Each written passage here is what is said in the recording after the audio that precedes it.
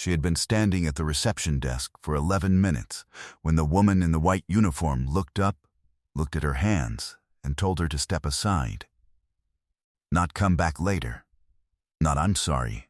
We'll help you in a moment. Step aside. As if Daisy Okoro and her mop bucket were blocking a view someone needed. It was 7:22 in the morning at Meridian General Hospital in Abuja, and the woman behind the desk had already made her assessment.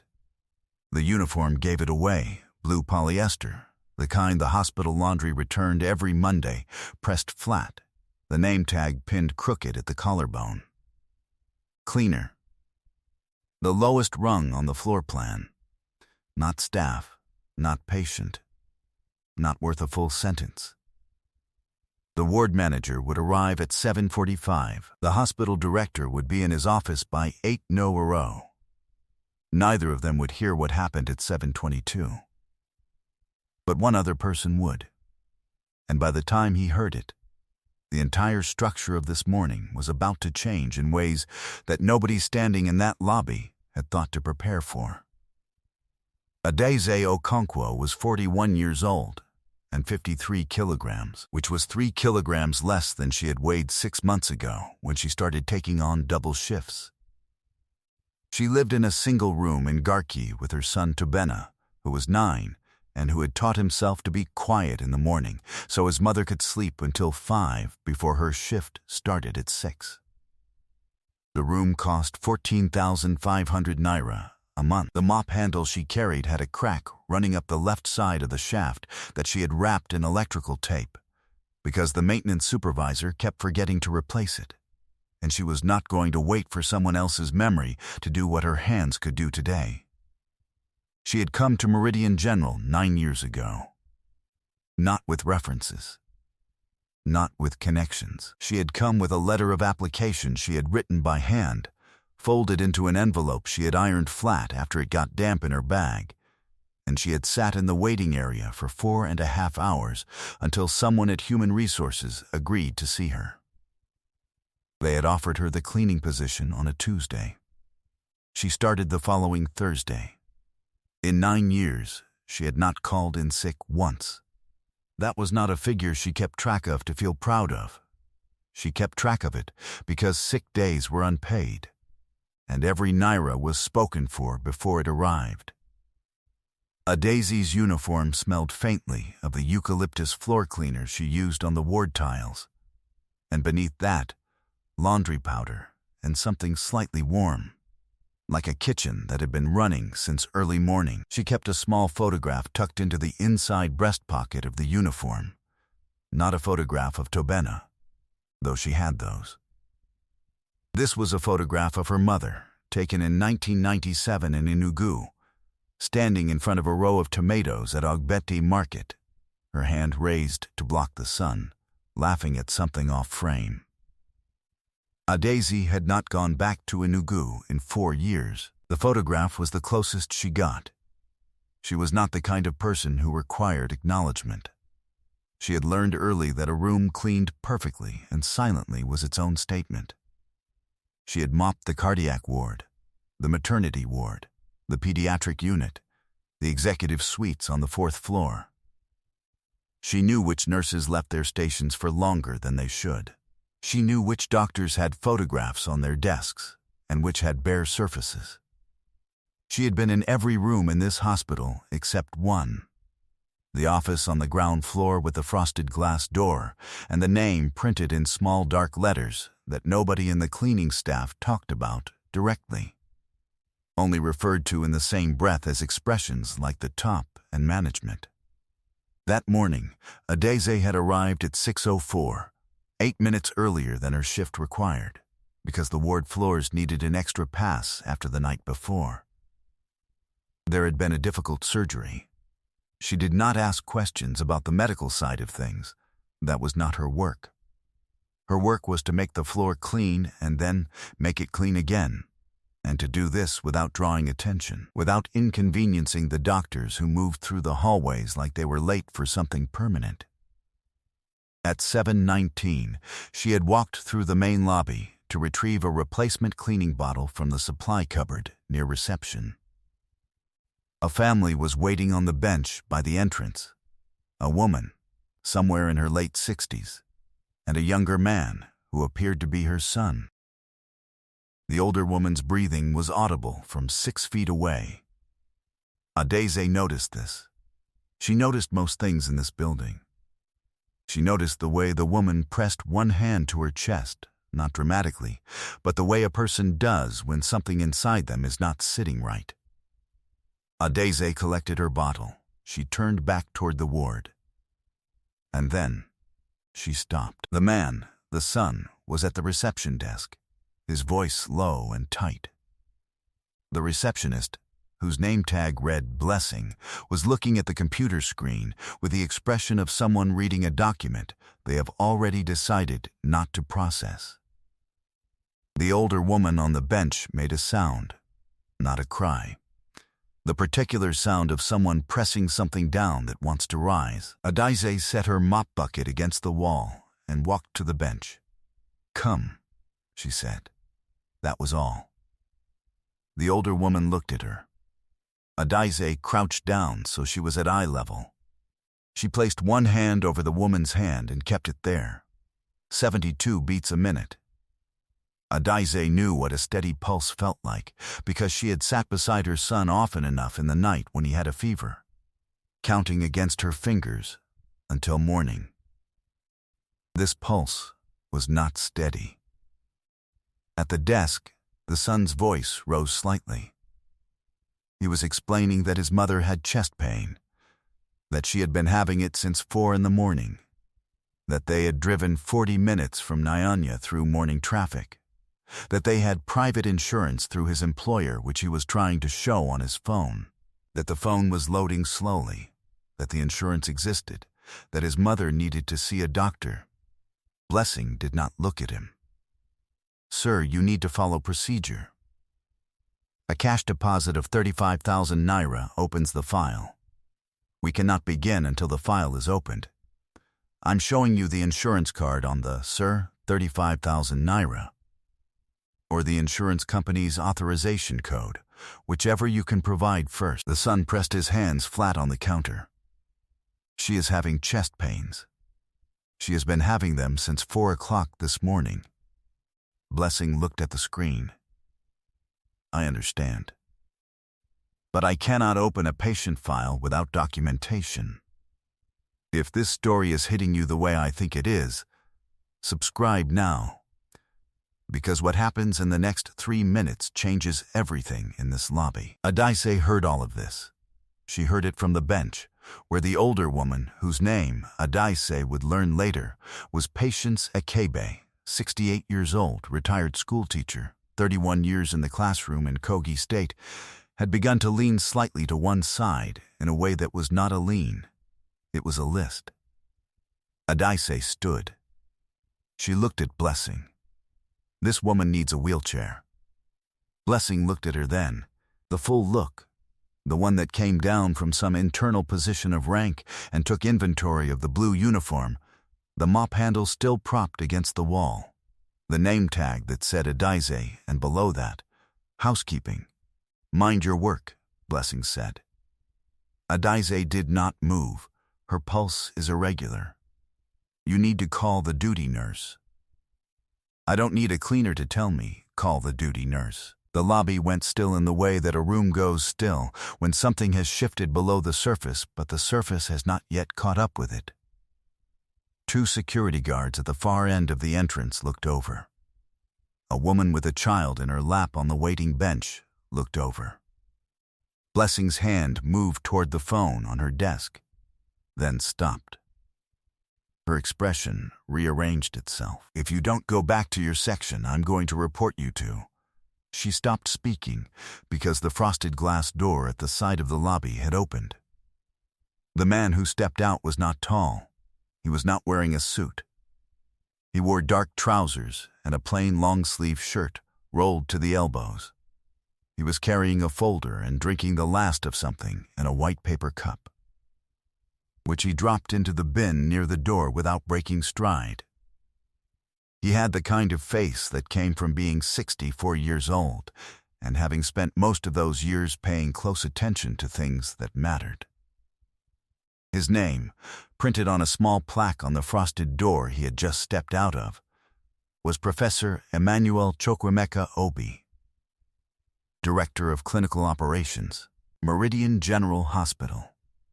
The hospital, it would emerge in the next 40 seconds, that he had founded 18 years ago with a 7.2 million naira personal loan and a building plan he had drawn by hand on graph paper. He had been heading to the ward.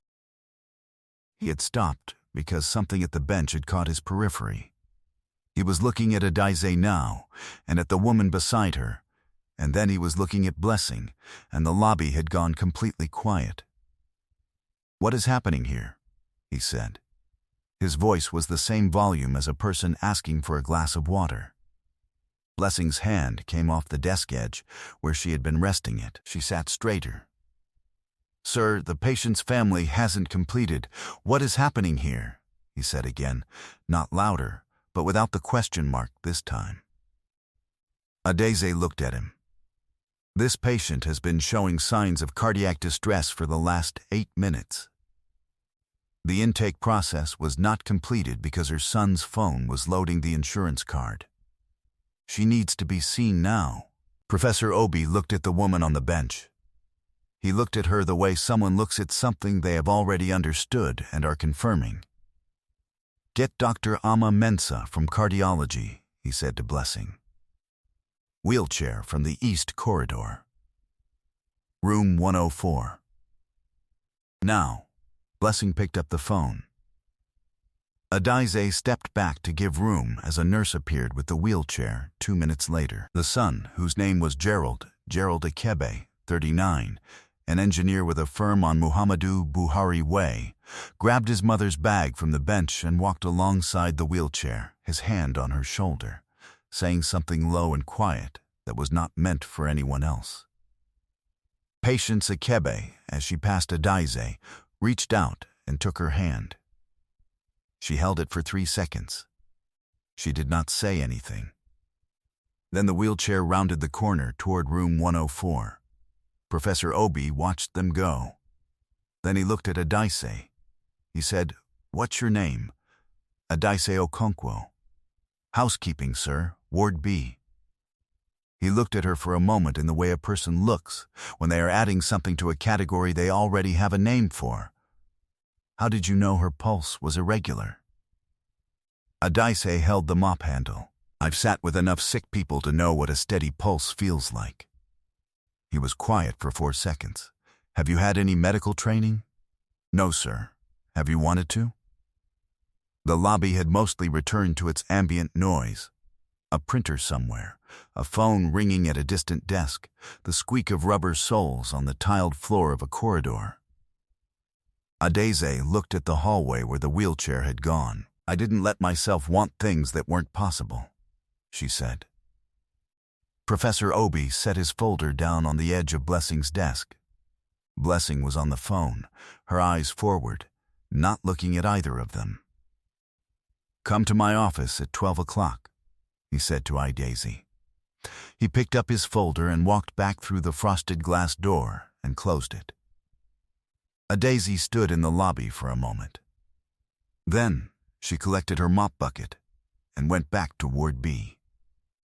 By noon she had completed the full circuit of the ward twice, restocked the supply trolley, wiped down the windows along the east corridor that the morning light hit directly, and showed every smear, eaten half the jollof rice and plantain she had brought from home in a black container, and changed her shoes because the left sole had been squeaking since the 3rd floor, and she did not want to squeak in an office. She knocked on the frosted glass door at exactly 12:00. Inside, the office was not large. A desk with 2 organized stacks of documents, a bookshelf that ran the length of one wall, medical texts, administrative policy binders, 3 framed photographs. One photograph was taken at what appeared to be a hospital opening ceremony. Men and women in a row, everyone smiling. One was a landscape she did not recognize.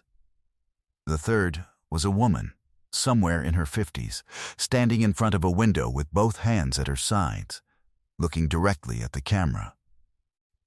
Adeze did not stare at the photographs. She sat in the chair she was gestured toward and put her hands in her lap. Professor Obi was already on the phone. He held up one finger without looking at her and finished the call in approximately 90 seconds, something about a procurement timeline, the last week of October, a number she didn't catch. He set the phone down. He opened a drawer. He set a single sheet of paper on the desk and turned it toward her. It was a form. At the top it read, Meridian General Hospital Staff Development Program, Sponsored Nursing Education Pathway. Adeze looked at it. She did not pick it up. This program has 12 slots per intake, Professor Obi said. We fund the tuition. The candidate continues working their current position at reduced hours during the first year, full placement in year 2, and completes certification through the National Nursing Council. We have run it 6 times. 11 of our current nursing staff came through it. She looked at the form. You would need to pass an entrance assessment, he said. It's not easy. 2 of the 12 candidates in the last intake didn't complete it. But the assessment is assessing aptitude, not prior education. The kind of thing you demonstrated this morning, that reads. She looked up at him. This morning, I have had nurses with 3 years of training walk past that bench and see nothing, he said. He was not speaking warmly. He was speaking the way a person speaks when they are presenting facts, and they would like the other person to understand that the facts are facts. I have had security staff walk past that woman and see nothing. You saw something. You named it. You were correct. That is not a thing that education always produces. Adeze looked at the form again. She thought about the photograph in her breast pocket. Her mother in front of the tomatoes at Ogbete Market, 1997, laughing at something off frame. She thought about the electrical tape on the mop handle. She thought about Tobena at home, who taught himself to be quiet in the mornings so she could sleep until 5. My son is 9, she said. Yes, the reduced hours in year 1. What does the schedule look like? He turned the form back toward himself and pointed to a paragraph near the bottom. She leaned forward and read it. He waited. She sat back. I would need to think about it, she said. That is the correct answer, he said. The intake opens in 3 weeks. The assessment is in 6 weeks. Take the form. She took the form. She folded it once, cleanly, along the center, and put it into her jacket pocket next to the photograph. As she stood to leave, she paused. The woman this morning. Patience Akabe. Do you know how she is? Professor Obi picked up his phone and looked at something. Atrial fibrillation. She's stable. They're keeping her overnight for monitoring. Her son is with her. He set the phone down. She is fine. Adeze nodded once. Then she walked out of the office and back down the corridor toward Ward B, and the fluorescent light that had been flickering above bed 9 for 3 weeks clicked, steadied, and held. 3 weeks later, on a Monday morning, Blessing came in to find a notice on the staff board outside the break room. It was signed by Professor Obi's office and countersigned by the Human Resources Director. It concerned a mandatory retraining program for all front-facing administrative staff, beginning the following Thursday, covering emergency triage protocols, patient dignity standards, and intake procedures for uninsured or documentation incomplete cases. Attendance was not optional. The notice listed 11 names. Blessings was one of them. The retraining sessions would be held in the conference room on the ground floor every Thursday morning for 6 weeks, facilitated by the nursing education team. The program was to be reviewed and extended at the end of the 6-week period, based on assessments. This decision was not reversed, not quietly reduced, and not forgotten by the following month. It ran. All 11 people completed it. The intake procedure was revised in December. Daisy sat the assessment 6 weeks after she took the form. She arrived at the examination room at 8:47 in the morning, 13 minutes before the session began. She brought her own pen and a bottle of water. She did not know everyone else in the room, but she recognized one face, a ward porter from the 4th floor named Dubem, who she had nodded to in corridors for 4 years without ever learning his name until that morning when he introduced himself before the papers were distributed. She passed the assessment. She passed it by enough margin that the nursing education coordinator marked her file with a note that said, "Flag for accelerated track, check at 6 months." On the day the first year began, she packed Tobena's lunch before she left the house. And the tin she packed it in was the same tin she had carried to her own job every morning since she started at Meridian 9 years ago. She kissed the top of his head where his hair was warm from sleep. She walked to the bus stop in the early morning, and the sky over Garki was the color of something beginning. What Blessing saw that morning at reception was a woman in a cleaning uniform overstepping her rank. She saw a hierarchy she understood, and a person standing in the wrong place within it. She acted according to what she saw, and what she saw was wrong. Not because the hierarchy was imaginary, but because she had stopped looking at the things hierarchy cannot see. The thing a person carries. The thing that cannot be pressed flat in a laundry, cannot be given a name tag, cannot be assigned a section and told to stay there. You cannot always know what you are standing in the presence of. The person mopping the floor at 6 in the morning is not the sum of what they're carrying. Neither are you. Neither is anyone who ever walked into a room you were responsible for and stood waiting while you decided whether they were worth the next 5 minutes of your time. Some things move quietly. They do not announce themselves.